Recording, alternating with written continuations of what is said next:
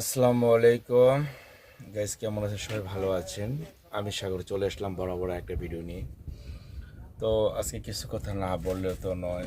এই তো জানেন যে মোটর বাইক চালাইতে গেলে এই তেলটা দরকার, পেট্রোল অকটেন দুইটাই দরকার। তো কালকে আমি দাসে বাজার যাই মোটরসাইকেল ঠিক করার জন্য। যাওয়ার পরে এখন তেল আর কোনো জায়গায় পাচ্ছি না, কোনো পাম্পই নেই। আমাদের সিলেটের সাইডে, মৌলভীবাজার সাইডে কোনো তেল নেই।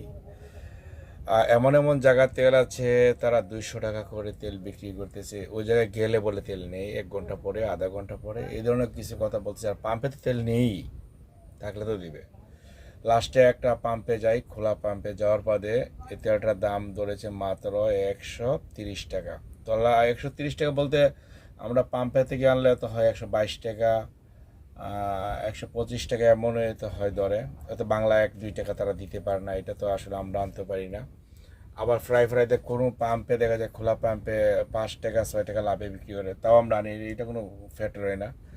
তো যেই দামটা, এটা আসলে দামটা এমন একটা বাড়ে নাই, দামটা জায়গাতেই রয়ে গেছে। আর যে পাম্পেতে গিয়েছি, পাম্পটাকে ধন্যবাদ যে বিপদের সময় আমার বাইক নেওয়া যাওয়ার পরে দেখা যাচ্ছে আমার গাড়িতে তেল নেই, আমি বাড়িতে কীভাবে আসবো একটু টেনশন পড়ে গেলাম।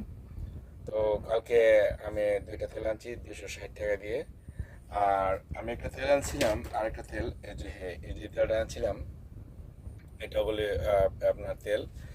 তো মোটর বাইকের যে তেলগুলি, তেলগুলি আনার পরে আপনার ঘটনা হয়েছে। যেমন আমাদের এলাকায় আমাদের মজু ভাই, উনি বলে পাম্পের থেকে আনছে 170 টাকা করে। তো উনি সম্পর্কে হয় আমার বোন জামাই। তো আনার পরে আমি কালকে সকালে যাই তেল আনতে যাই। তো বললাম যে দুলা ভাই একটু কম নেওয়া যায় না? বলতেছে না, 170 কিনা 180 টাকা দাম করতে, 160 টাকা নেন। লাস্টে উনি আমার থেকে কী করলো, 180 টাকা নিল। কারণ 10 জনের যাবে, তাই উনি 200 টাকা করে বিক্রি করে। তো সেটাগুলি ফ্যাট না, তেলগুলি পাওয়া যাচ্ছে না, এটি হলো মূল ফ্যাট আর মূল কথা।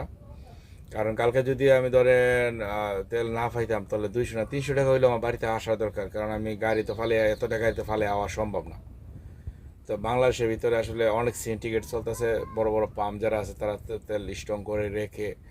দেখতেছি ভিডিওর ভিতরে নানান জায়গায় একই সমস্যা, একই মানে দেখা বারে বারে দেখাইতেছে যে তেলের সংখ্যা। তো আমি এই কথাই বলবো, বাংলাদেশে যদি যারা আসলে মোটর বাইক চালান আর যারা পাম্প আছে, অবশ্যই ফেসবুকে যে ভিডিওটা আপলোড করবো, এটা বাংলাদেশের সবাই দেখবে, সবাই জানবে। তো বাংলাদেশ সরকারকে এইটাই বলবো, তারেক জিয়াকে বলবো এইটাই, যে যত দ্রুত পারেন তত দ্রুতভাবে এটা সমাধান করার চেষ্টা করেন। কারণ বাংলাদেশ পৃথিবীর মোটর বাইকেই আপনার গরিব দুনি যারা আছে, সবাই মোটর বাইক একটা কিনে এদিকে এদিকে একটু চক্করে যায়, তাদের তো কাজে যায়। নানা ব্যবসা প্রতিষ্ঠানে গাড়িটা নিয়ে যেতে পারে, বড় গাড়ি তো যাওয়া সম্ভব না, অনেক অনেক জায়গায় তারা যাইতে হয়। আমরা ওজন একটা ব্যবসা, একটা প্রতিষ্ঠান নিয়ে আসি, আমরা বিভিন্ন জায়গায় যাইতে হয়। কারণ এই তেলের সংখ্যার কারণে আজকে গত 1 মাস ধরে একই সমস্যা। 300 টাকা 200 টাকা করে তেল কইয়া ছিল আপনার 80 টাকা, গেল 120 টাকা, গেল 140 টাকা। এখন যদি 200 টাকা হয়, তাও তেল পাওয়া যাচ্ছে না, তো গাড়ি চালাবে কীভাবে? গাড়ি এইভাবে যদি সমস্যা, তো গাড়ি চালানো অসম্ভব হয়ে দাঁড়াবে। হাজার হাজার বাইক। তো এইটাই বলবো, যারা সিন্ডিকেট না করে আপনারা 5 টাকা এত হয় 10 টাকা লাভ করেন, এত বেশি লাভ করার চেষ্টা করেন না, কইরা নিজের বিপদটাকে নেন না। আর আপনারা নিজেরাও হয়রান হয়ে না, আর আপনারাও হয়রানে পালাবেন না। দেখেন কালকে পাম্পে গেছি, কালকে আমি 2টা তেল ভরছি গাড়িতে, আমি রাতে তেলগুলি খুলে ফেলাইছি। কারণ এখন তেল নাই, যে কোনো মুহূর্তে বাইকে থেকে তেল নিতে পারে। কারণ এখন তো তেল নাই, এখন গাড়ি নিয়ে যাবো, যে অবস্থা এখন বর্তমানে দেশে যে পরিস্থিতি, গাড়ি পেলে গাড়ি আপনার বাংসুর করে নিয়ে যাবে তেলের জন্য। তাই আমি ট্যাঙ্কি দিলে খুলে নিয়ে পড়ছি তেল।